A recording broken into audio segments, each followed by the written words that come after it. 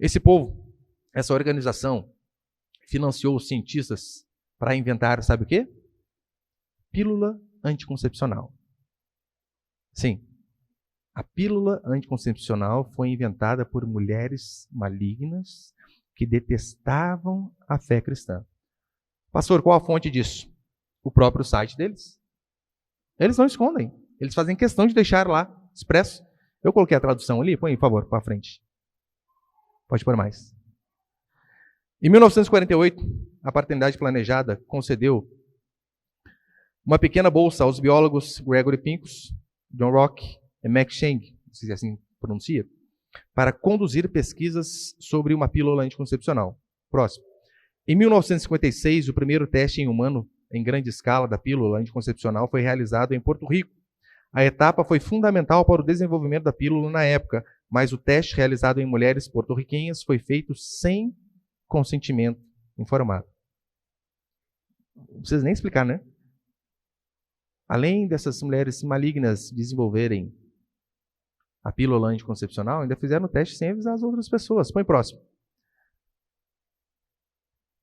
Não, esse aí não. Tem outro? Volta aí para ver. Aí, esse.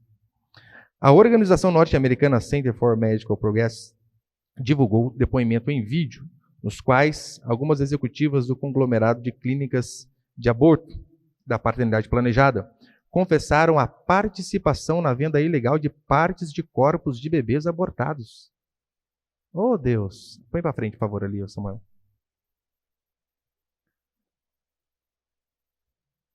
É só você dar um Google hoje em dia, você acha qualquer coisa. Portanto, a pílula anticoncepcional, ela foi a materialização de todos os sonhos feministas. Quais sonhos? Relações com quem eu quiser, sem me preocupar com um problema chamado criança. Este foi o objetivo. Mas, por vezes, nós não sabemos de onde veio e achamos que é normal. Normal. O controle de natalidade vem das feministas, não de cristãos. Eu sei que hoje em dia é bonito, né? Controle de natalidade. Olha, não, porque tem pessoas passando fome, então, cuidado. Para que pôr um monte de filho no mundo? Prefiro ter um cachorrinho. Tenha um, no máximo 2. Esta peste não vem da Escritura. Vem dessas mulheres, desse movimento maligno. Controle de natalidade não tem nada a ver com o cristianismo. Tem um artigo bem antigo, está lá no site Monergismo, que é um site cristão, e o artigo é assim, né? O Lar, Namoro, Casamento e Filhos, de John Rice, de 1946. E ali ele deixa bem claro que os líderes protestantes, eles tinham o mesmo entendimento que a Igreja Católica tinha à época. Qual o entendimento? Que anticoncepcional é pecado. Que você não querer ter filhos, você está indo contra a palavra de Deus, que controle de natalidade é pecado. Esse é o entendimento que eles tinham. Então, olha o que ele vai dizer. Põe ali, por favor.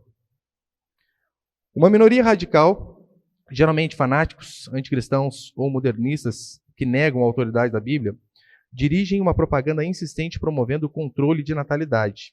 Geralmente, os que são abertamente defensores do controle de natalidade são feministas. Eles querem controlar até quantos filhos nós temos.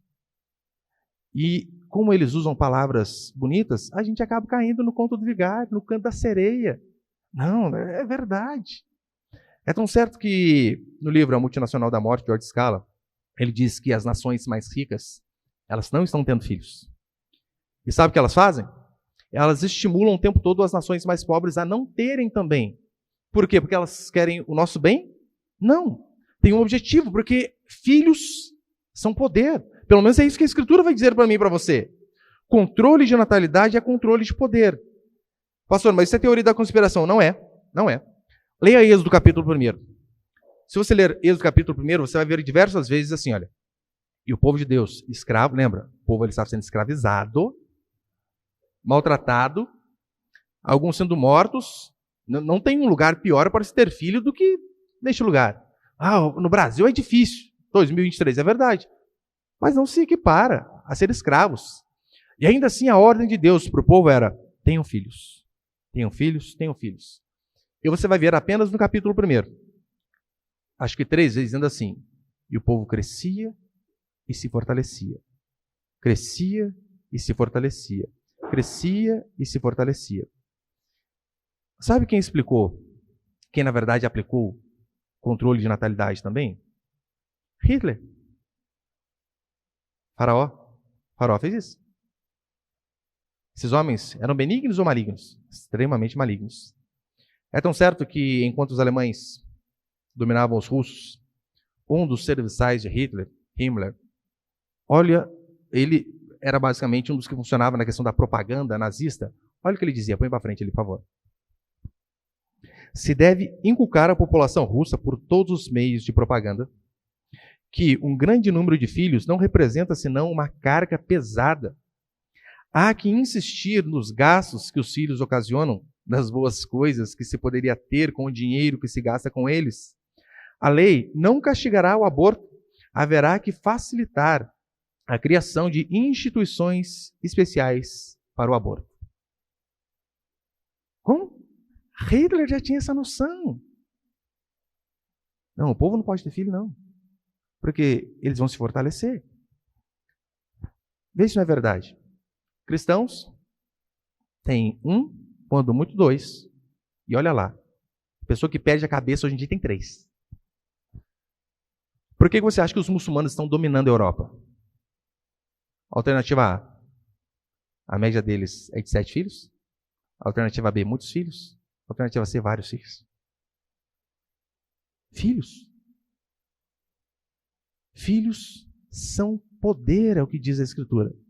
Está a explicação de como o mundo mudou. Os antigos, como disse minha avó com 17, apenas 10 chegou, apenas 10, né? 10 chegaram à idade adulta.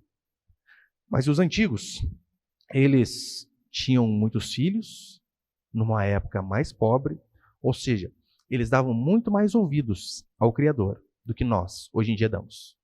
Eles, de fato, acreditavam no Salmo 127, que vai dizer assim: herança do Senhor são os filhos, o fruto do ventre, seu galardão. Como flechas na mão do guerreiro, assim os filhos da mocidade. Feliz o homem que enche deles a sua aljava, não será envergonhado quando pleitear com um inimigo à porta. Olha a ilustração aqui. Filhos são como flecha. Naquela época, flecha era a arma de se lutar, de se sobreviver. Então, quanto mais flechas você tinha na aljava, na bolsinha ali, mais chance de você avançar você tinha. Os antigos olhavam para o Salmo 127 e diziam: filho é bênção. Os crentes modernos olham para o Salmo 127 e dizem: filho é gasto, filho é prejuízo. Eu não posso viajar, não vou poder fazer isso, fazer aquilo. Quem estava certo? Eles.